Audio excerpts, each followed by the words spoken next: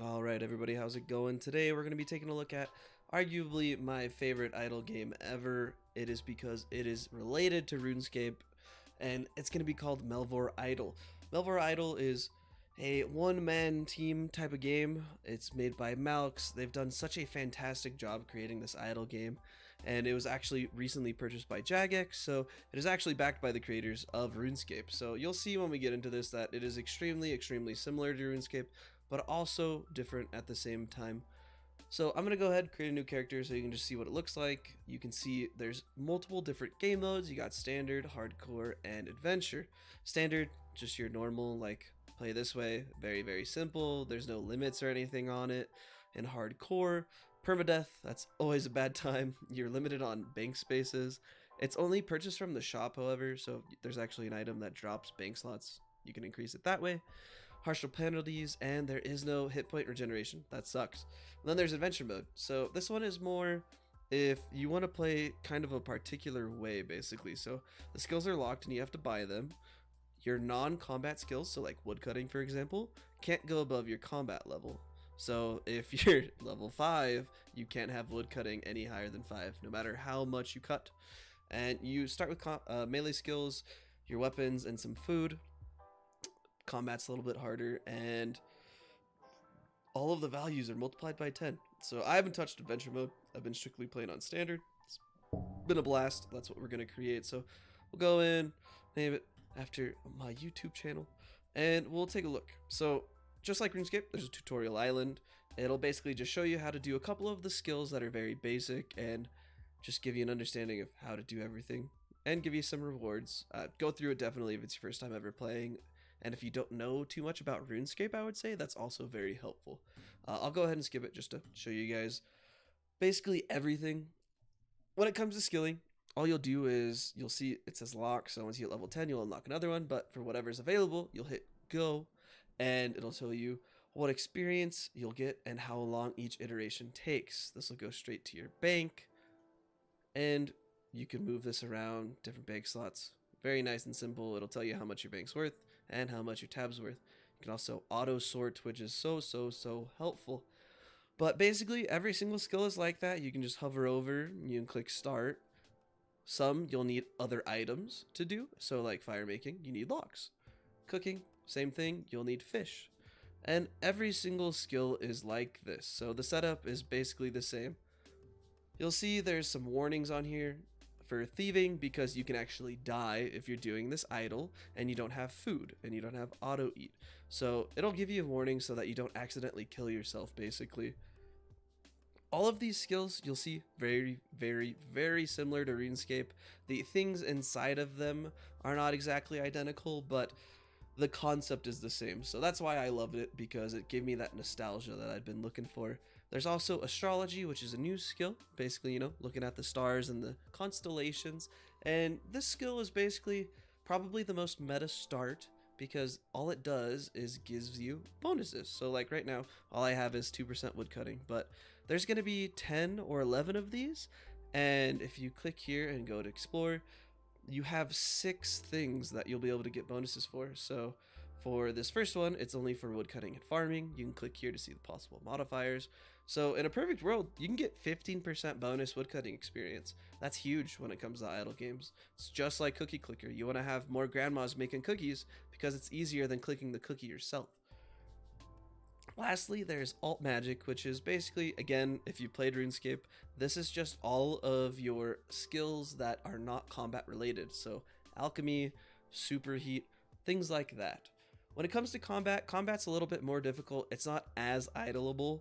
It will tell you that offline combat is not enabled by default. So it's very hard to idle combat, because you actually need something to purchase in the shop before you're actually able to eat food offline. So if you're not paying attention, or the monster's hit rate is like, I would say above like 5%, you could probably die eventually.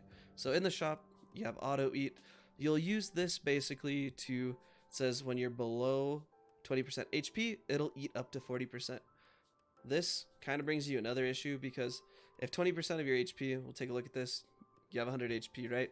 If this mob does 42 damage and it only eats when you're at 20 HP, obviously you're going to die because it's not above 42. So if the auto eat is at 43, so you always eat food if you go below 43 HP, you can never die to something that is 42 damage. So you'll just always have to take a look, especially on the early levels, to make sure that your auto eat is above whatever the max hit is. Because it is very sad when you die. You'll lose items. You might lose every single arrow that you have. It's not like you just drop one arrow. No, you drop the whole stack. So always pay attention to this. Combat's pretty simple. Have your attack types. You got your equipment, your spells, however runes you have. You have prayer and then summoning. And you'll just go in, you'll choose an area. At the beginning, you'll definitely go to the farmlands, and you can fight plants. And you can see, you know, the monster drops.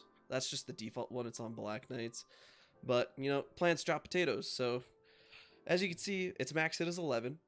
And there's a 13% chance of getting hit. So, eventually, it might take a while, but you will definitely die to this plant until your HP regen is a little bit higher. In the shop, there's going to be a ton of items in here that are basically all things that will stack multiplicatively. stupid word. With your other things. So like for iron. So this is the first thing you could buy. There's no skill requirement. You could purchase this once you get 50 gold. And it'll decrease the amount of time it takes for you to do the task. With cooking, it increases the experience. And it also increases the perfect cook chance. These items right here, they're huge. It's minus 15% interval for multiple skills, but these are all endgame stuff. And then down here, this is where you'll purchase items with your Slayer tokens. When you do Slayer tasks, you get these tokens, and you spend them on, you can get resupplies, or basically items that give you access to new mobs. Also, gear.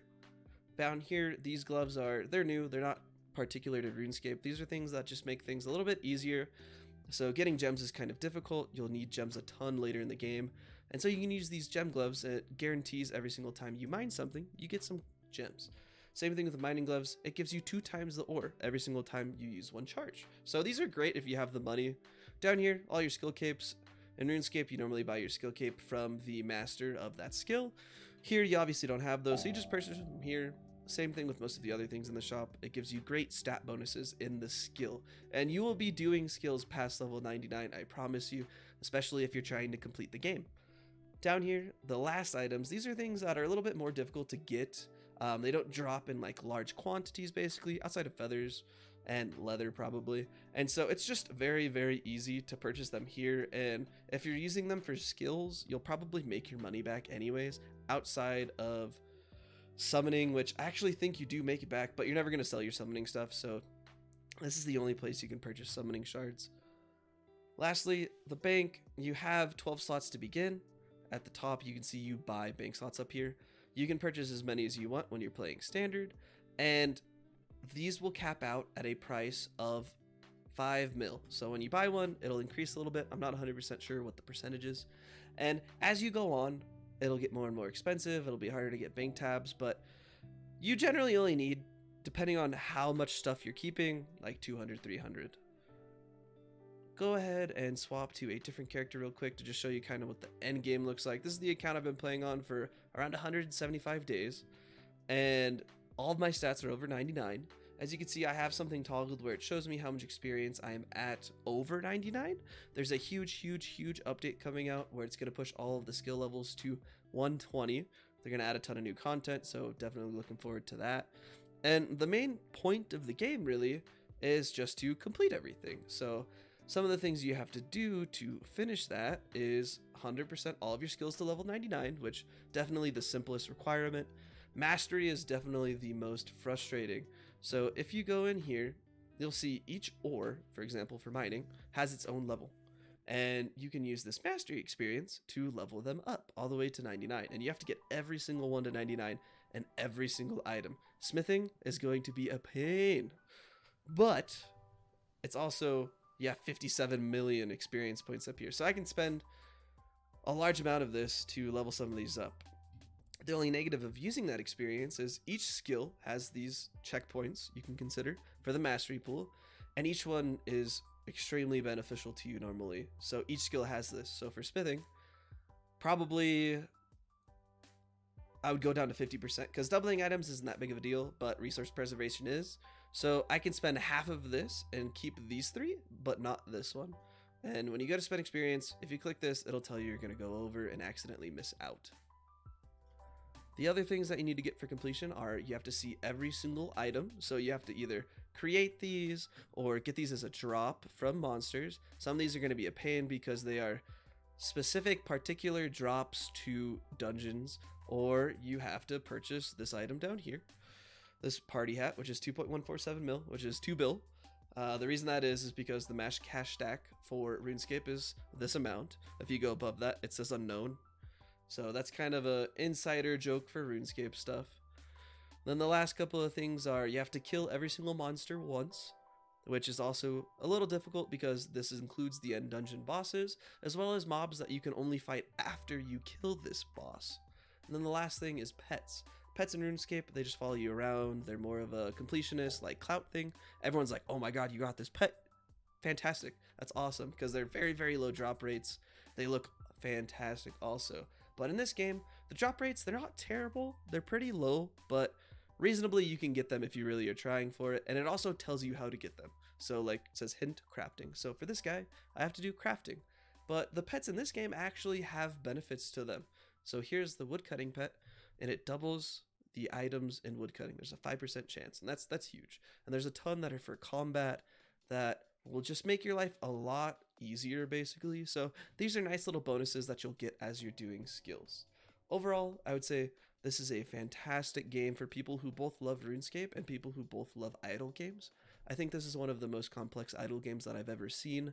There's so many hours of playtime, and playtime I mean idle time, but it always gives you something to do, basically. So I'm never worried about running out of things to do, and I mean, I've made 2 or 3 other accounts that are just for fun. And on top of that, it's just one person making this, so it's a great thing to support. You can buy this on Steam. It's $10. You can also play a free version on the browser. So you just go Google Melvor Idle, you'll find it. And you can also get one on your phone. So if you're kind of ever gone, and the max idle time is 18 hours. So past 18 hours, you're not getting any experience. So if you're going to be away from your computer the whole day, you can use your phone just to take a look, reset that timer, and make sure you always get that max experience an hour. And you can always go and play on the phone or on the browser, try the game out, see if it's for you, and then from there, buy it on Steam, because the UI and the features that they have on the Steam edition are just a little bit nicer than the browser and the phone app. I would recommend this game to everybody. I think it's fantastic. If you guys have any other idle games that you're interested in me making a video on, or that you just want me to take a look at, definitely let me know, because I don't know a ton about idle games. And I enjoy just the dopamine release of the big numbers. So thank you everyone that stuck around during this long break. I appreciate it. I hope I can create a ton of more videos in the next coming months.